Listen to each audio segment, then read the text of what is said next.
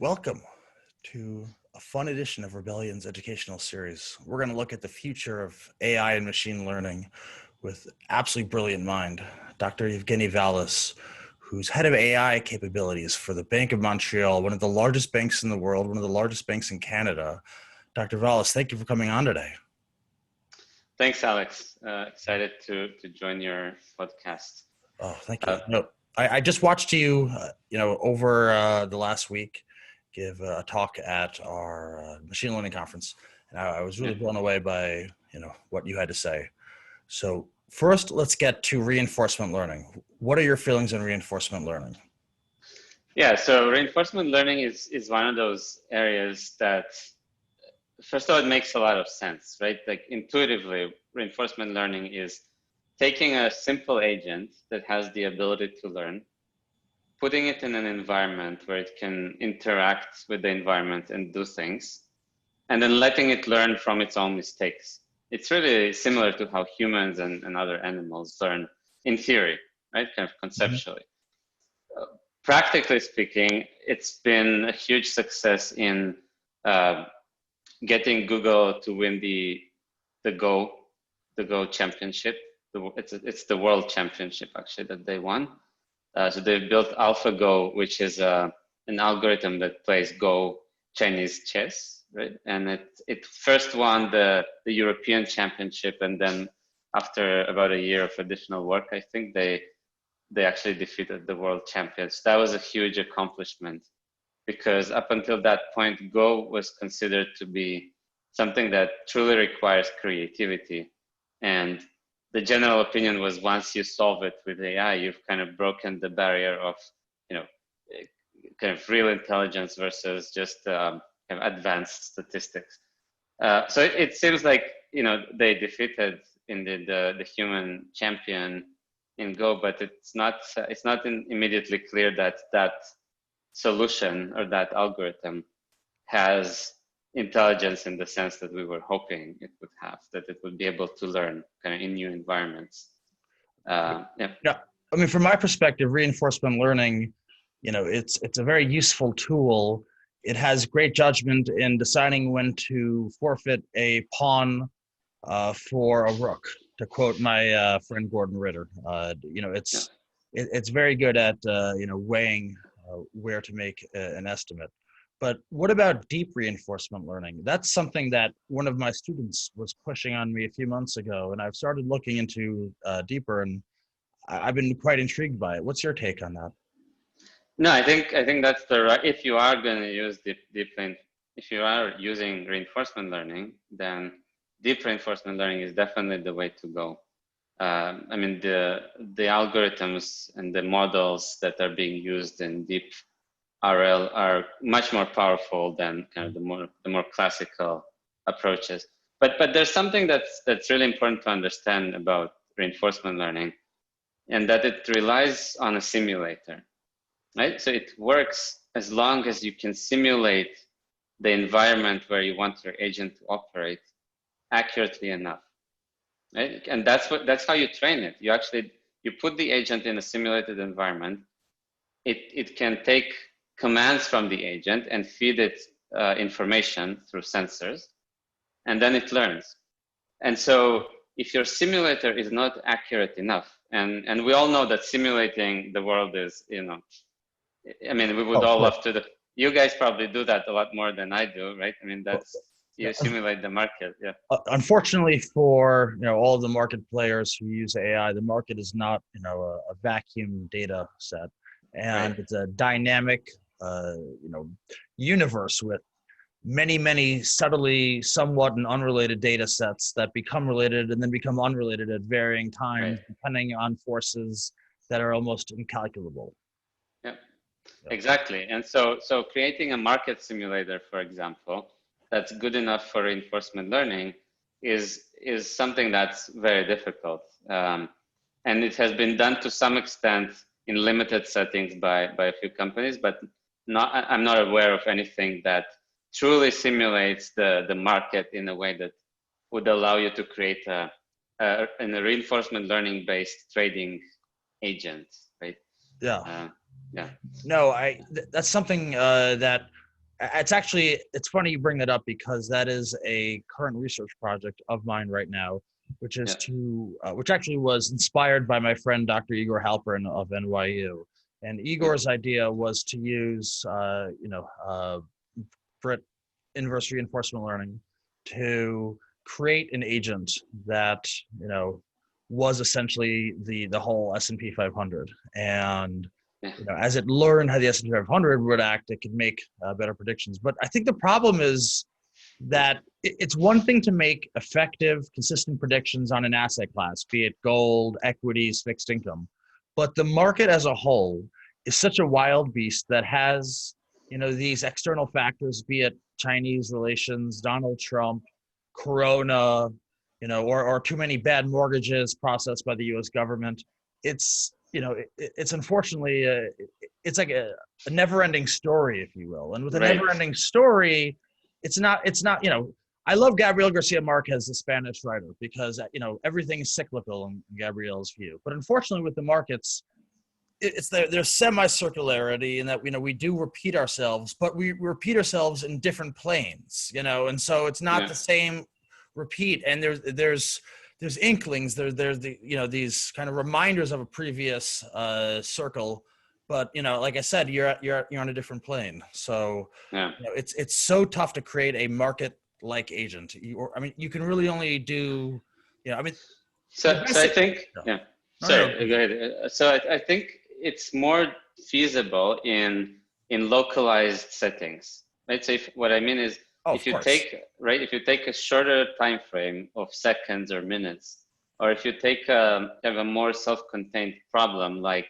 executing a large order, right? So you can't, if you drop a large order on the market, you'll see a big slippage, and it's a suboptimal execution.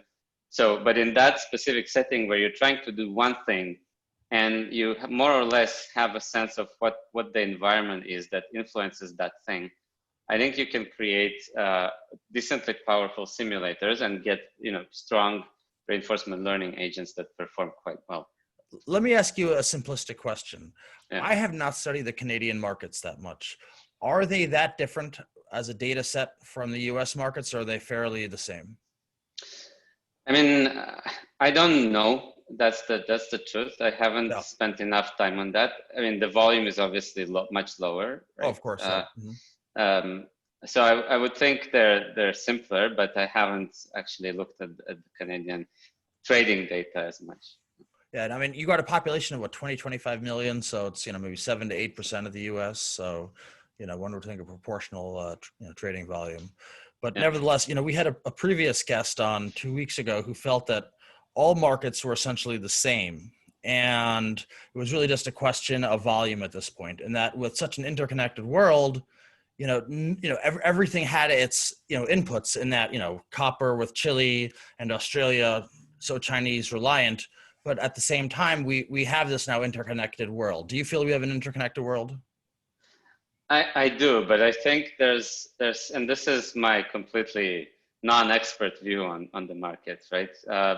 But I feel like there are certain assets that are being used kind of just as a high liquidity types of instruments, regardless of the, not so much relying on the underlying fundamentals or what's happening with the world, right? It's kind of more like, take the Apple stock, for example.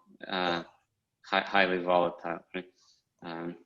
So how much of your time is spent in natural language processing? That's a field that's really just blowing up all over Wall Street and has an extreme potential to, for risk, for portfolio management. The research endeavors are endless. Can you speak to that? Yes. So we spend a lot of time on NLP. My view is that this is the next AI revolution that we're in the midst of. Right? So if you think about what made AI big in the industry originally, it was the computer vision breakthroughs that came out of Jeff Hinton's lab and others around kind of the mid 2000s. Right? They developed neural nets that were very deep, and for the first time they showed the value of these neural nets by beating all the benchmarks in a variety of computer vision tests. And so today we're seeing a similar process with natural language processing, with models coming out of Google and OpenAI and Facebook and others, and the improvements in the performance of these models are significant, and you can easily try them out yourself. So you can start processing language or text or voice transcripts as if you had hundreds or thousands of expert analysts sifting through the content.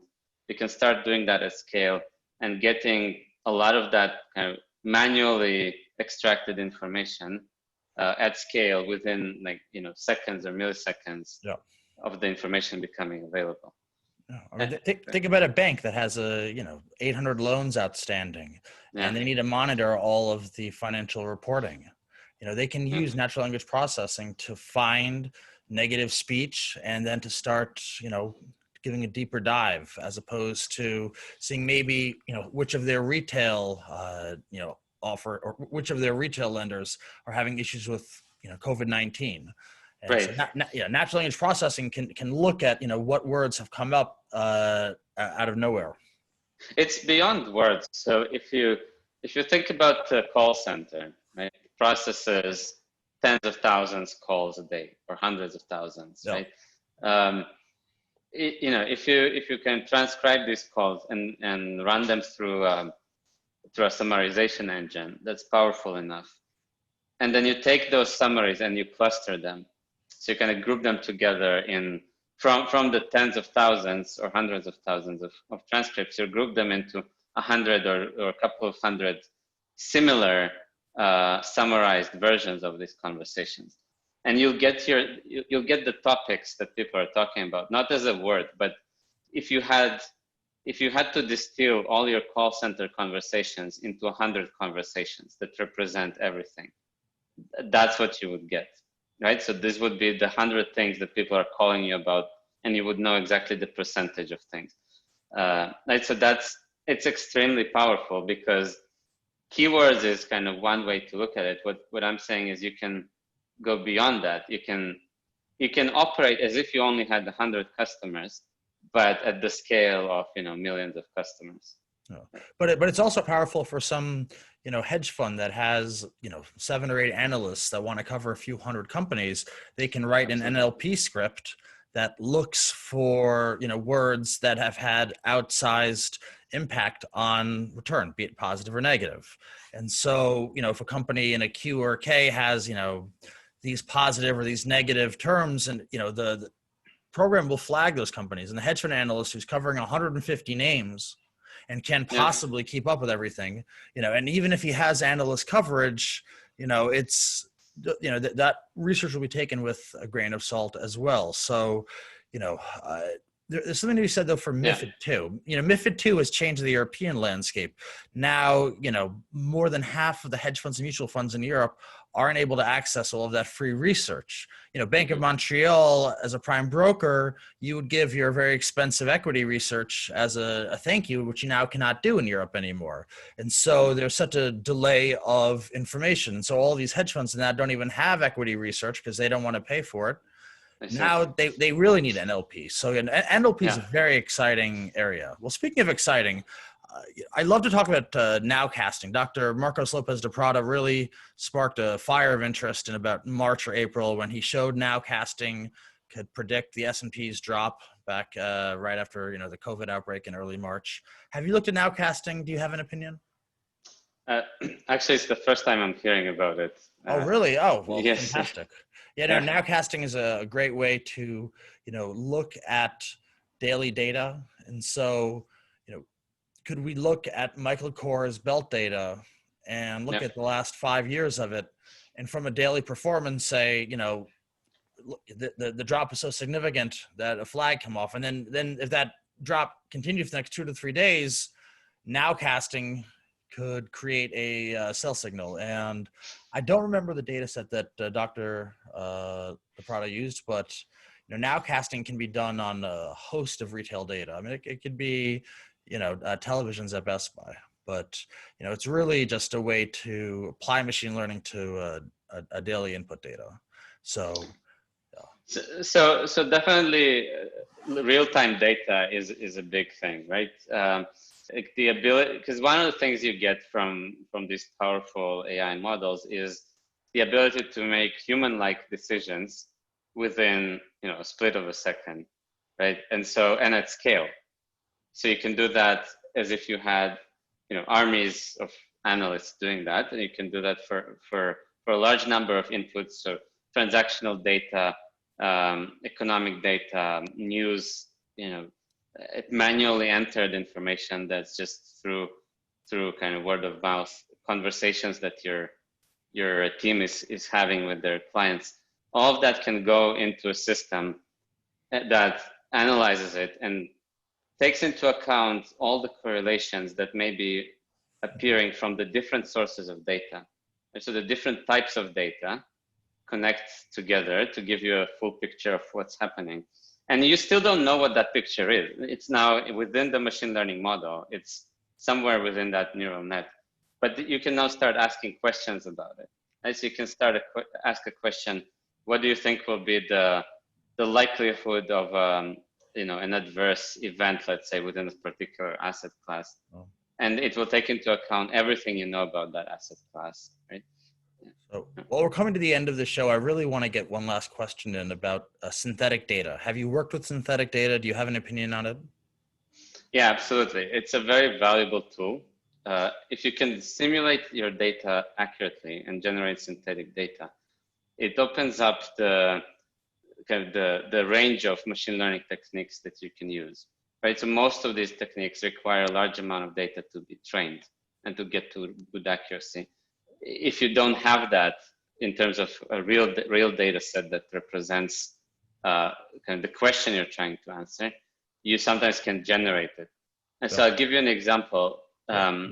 If you look at you know, extracting information from documents, so from scanned documents, seems like a solved problem, and yet it's not solved for domain-specific documents. So if it's financial documents or industry-specific documents, general purpose OCR doesn't get you the accuracy that you need to fully automate kind of processing of documents. And so one thing you can do is you can actually generate documents for the models to learn from, and then train the models, and then they can extract information from real documents as they come through. Yeah. Wonderful. Well, this was a great show, and thank you so much, Dr. Valles, for coming on. And you know, I look forward to hanging out post-COVID. Thanks, Alex. Yeah, looking forward to it. Have a wonderful weekend. Bye. You too. Bye.